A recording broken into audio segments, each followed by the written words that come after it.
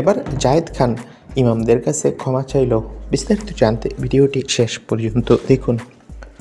সম্প্রতি অন্তর্জালে ছড়িয়ে পড়েছে জায়েদ খানের একটা ভিডিও, আর সেখানে ইমামদের কটাক্ষ করাতে দেখা যায় এই অভিনেতাকে।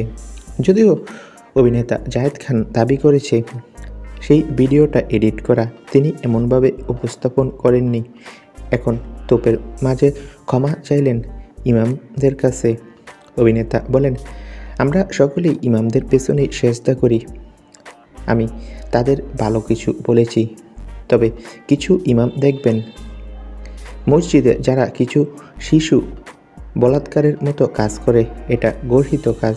কিছু কিছু মানুষ এমন সব সমাজেই আছে, তাদেরকে উদ্দেশ্য বলেছিলাম।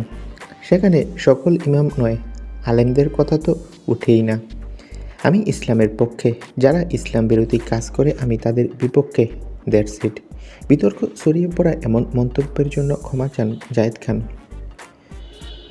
জায়েদ খান বলেন, ওনারা যে ভুল বুঝেছে সেই জন্য আমি ইমাম শ্রেণীর কাছে ক্ষমা প্রার্থী, দুঃখ প্রকাশ করছি। এটা একটি পেজ উদ্দেশ্য প্রণীতভাবে এটা ছড়িয়ে দিয়েছে, ওরা আমার ভালো চায় না। জায়েদ খান বলেন, আমি একজন মুসলমান, আমার বাবা হাজির ছিলেন। আপনারা জানেন আমি মদ খাই না, বিড়ি খাই না, আমি নামাজ পড়ি, আমি কোরআন শরীফ পড়ি, আমি প্রচণ্ড পরিমাণে ইসলামে ভালোবাসি, ইসলামকে ধারণ করি। তো বন্ধুরা, জায়েদ খান এবার ইমামদের কাছে ক্ষমা চাইল। তোমরা কি মনে করো জায়েদ খানের সেই ভিডিওটা এডিট করে সরিয়ে দেওয়া হয়েছে?